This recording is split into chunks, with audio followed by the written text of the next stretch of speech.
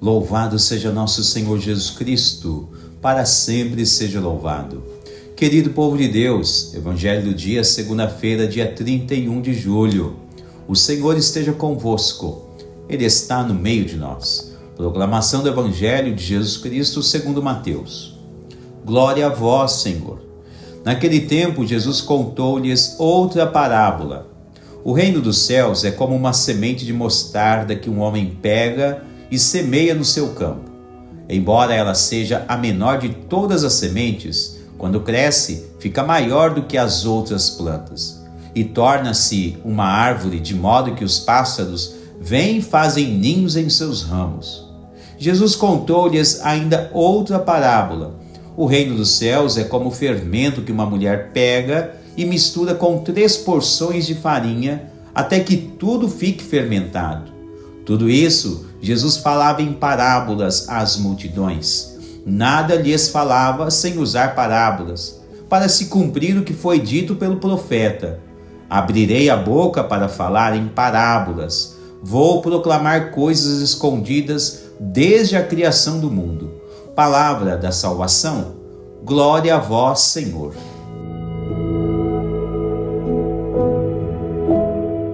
Querido povo de Deus, o quadro em especial da primeira leitura de hoje mostra Moisés subindo ao monte para rezar e ficar a sós com Deus. Então prestemos bem atenção. Em primeiro, vamos aprender com Moisés a grande importância de se retirar com Deus e escutá-lo em nossa vida. Ora, basicamente, um retiro espiritual é isto: se retirar do mundo, das correrias da vida diária, silenciar-se e deixar Deus falar ao seu coração. É bem verdade que quando queremos nos encontrar com Deus, até mesmo a nossa própria casa pode ser um local de retiro e encontro com Deus. Basta ter empenho, pois aprendemos no Catecismo da Igreja Católica que a nossa casa deve ser extensão da Igreja de Jesus. Se quisermos, podemos fazer isso em qualquer local adequado de nossos lares, para silenciar-se, rezar e ouvir a voz de Deus em nosso coração. E aqui eu fico imaginando quantos tipos de curas Deus não poderia realizar na vida dessa ou daquela pessoa que silencia o seu coração em uma profunda meditação, seja na palavra de Deus, na paixão de Cristo, na vida de Jesus, na ressurreição, enfim. Veja então que este, hoje para nós, é um ponto de reflexão. Um outro ponto é a grande desgraça que os filhos de Israel fazem quando Moisés se ausenta um pequeno instante, alguns momentos, da presença dos filhos israelitas, dos israelitas. Diz a primeira leitura que quando os israelitas perceberam que Moisés se demorou no monte rezando a Deus, então eles decidiram, por livre e espontânea vontade, fazerem para si um bezerro de ouro e começaram a idolatrar o bezerro no lugar de Deus. Religiosamente falando, um dos preceitos divinos é justamente contra a idolatria. É o primeiro mandamento da lei de Deus.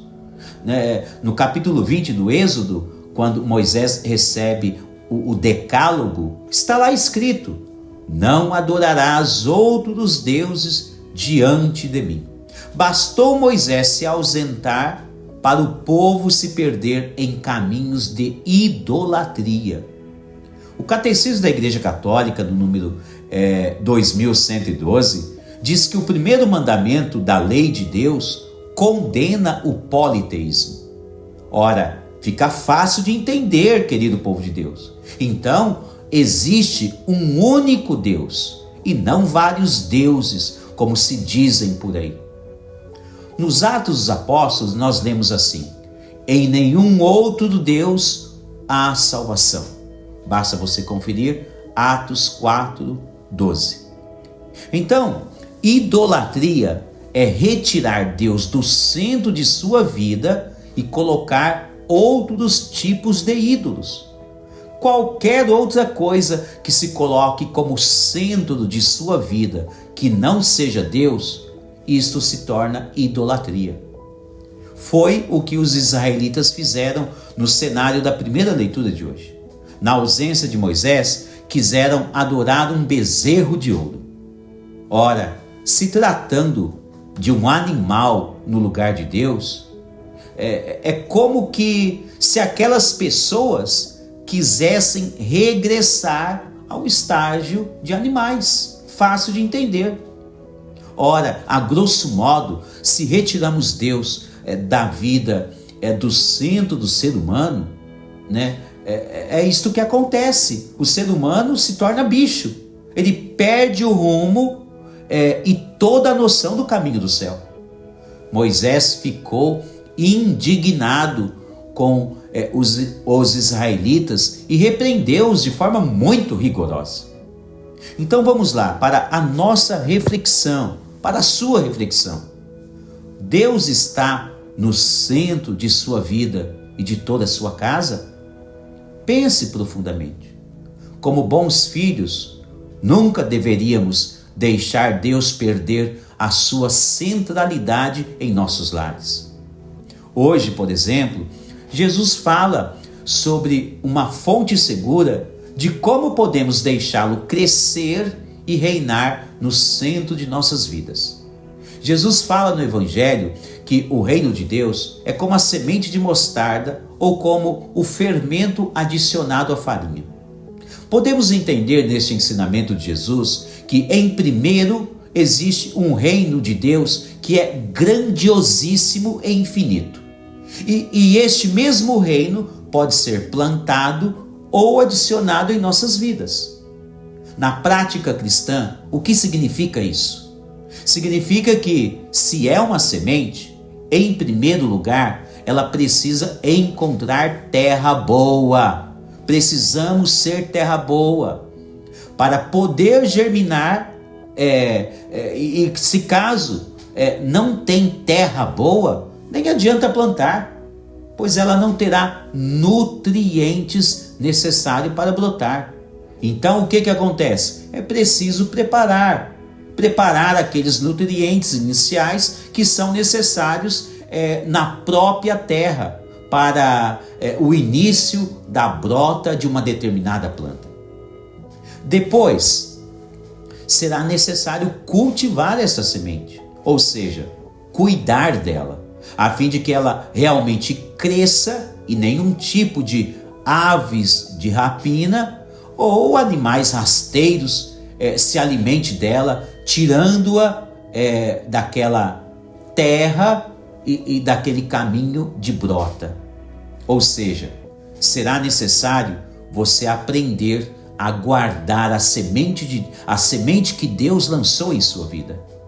O Evangelho diz que, se assim o fizer, ela se tornará uma árvore. E mesmo que seja pequena como a planta de mostarda, isso não importa. Se for bem cultivada a semente de Deus em sua vida, em seu lar, ela será uma fonte de muitos bons frutos.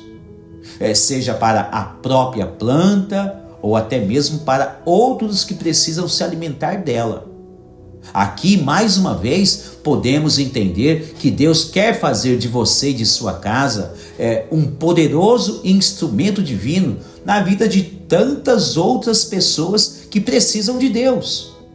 Ainda no Evangelho de hoje, temos a parábola, uma outra parábola que fala sobre o fermento que é adicionado à farinha. Para esse tipo de analogia que Jesus faz a respeito do reino dos céus, é interessante percebermos como se dá o processo da fermentação de uma massa de farinha. Quando juntamos o fermento a determinada farinha, ocorre um processo que chamamos de reação de decomposição.